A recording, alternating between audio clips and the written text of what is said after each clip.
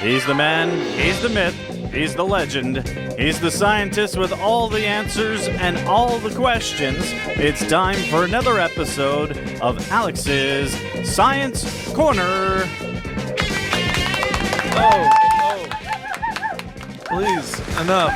Oh, please, please. Thank you. Careful, Thank you. careful, there's a chihuahua right by your ankle. So what's going on in the wide, wide world of science, my friend? Okay, got a couple of small articles this week. First up, this past week, SpaceX reused one of their rockets to go back into space. And this is a big milestone for them in that they're the ones who launched the rocket up, and the first stage comes back and lands on its legs on a floating barge in the middle of the ocean. And so they were able to take one of the rockets that they used before, they refurbished it and reused it. So they've met a major milestone in that they were able to reuse one of their rockets this past year. Is this the first time? This is the first time that SpaceX has reused one of their rockets.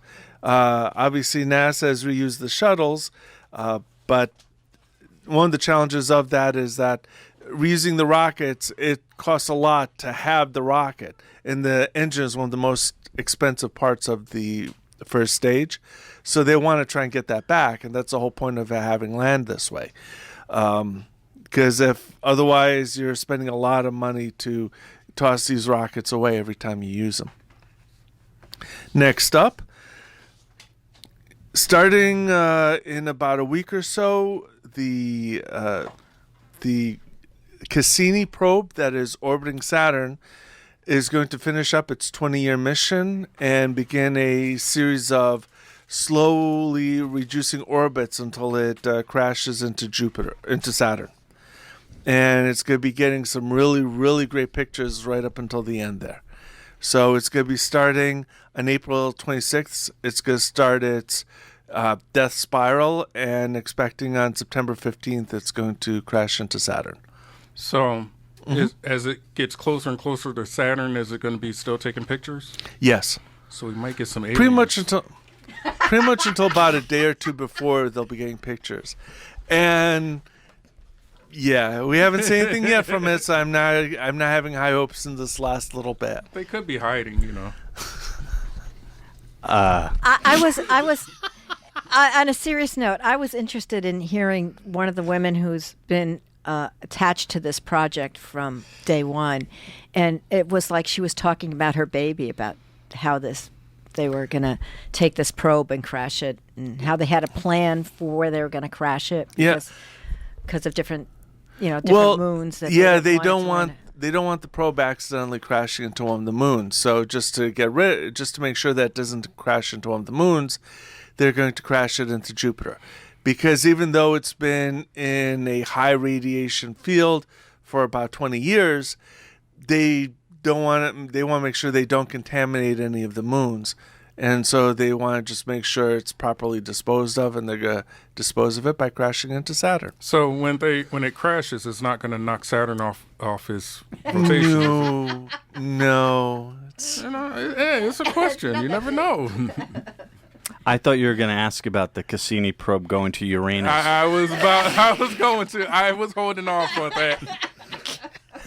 The Kissimmee probe. All righty. Next story. and leaving that alone. Yes. Because unfortunately we'll be coming back to that. I know we will be. So one of the interesting things that's been going on in archaeology is trying to decide why ancient civilizations took up cannibalism.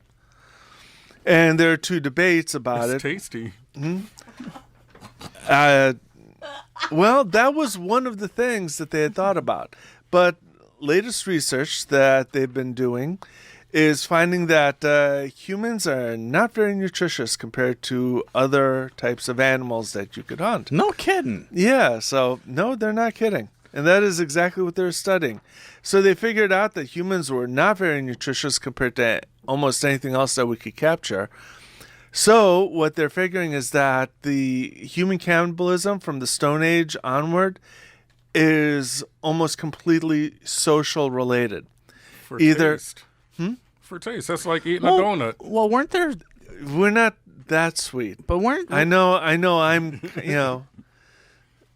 I thought there were certain tribes that would eat their relatives after they died as Right, kind of- but that's a social right to bring back your spirit or to honor the dead relative.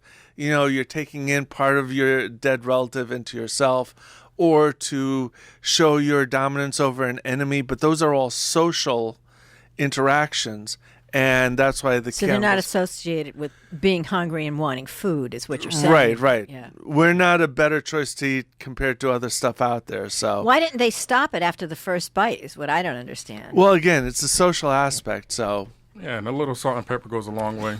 Some hot sauce. Little you know. Frank's but I hot think you sauce said and we you're tasted good. good to go. Yes, we're here at Dining Corner. Darnell, tell us more about how we can cook your thigh there.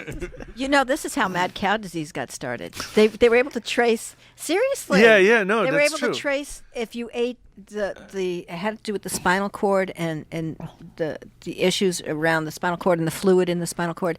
That was where they discovered mad cow was. Well, I thought they were originally. feeding other cows ground up pieces of. Yes, and then you right. eat But the cows. it was this specific. It was they pinpointed it to a specific area of, and they saw similar. I'll tell you about it off air. So, last story. It's too sciencey here. Yeah.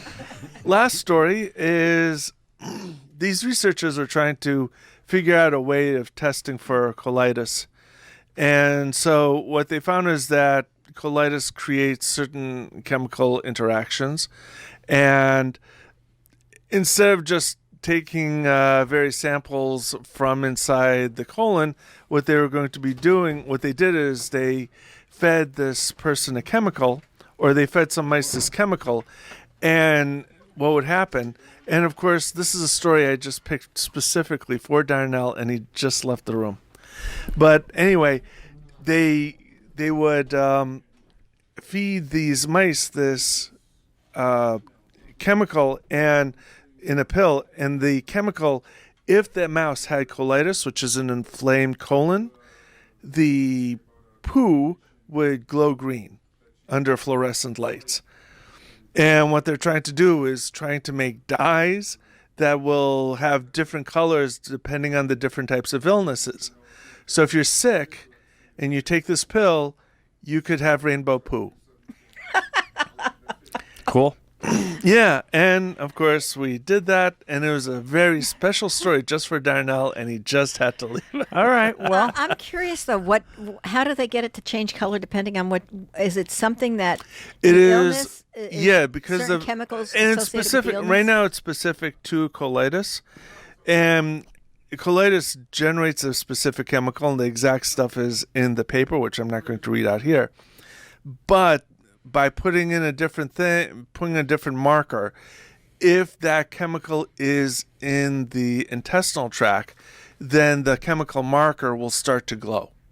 So when you poop the stuff out, the chemical marker will glow fluorescent green. And what the next step they want to try and do is make it a visible light color, so you could see it without having to shine a fluorescent light on poo. on top of it.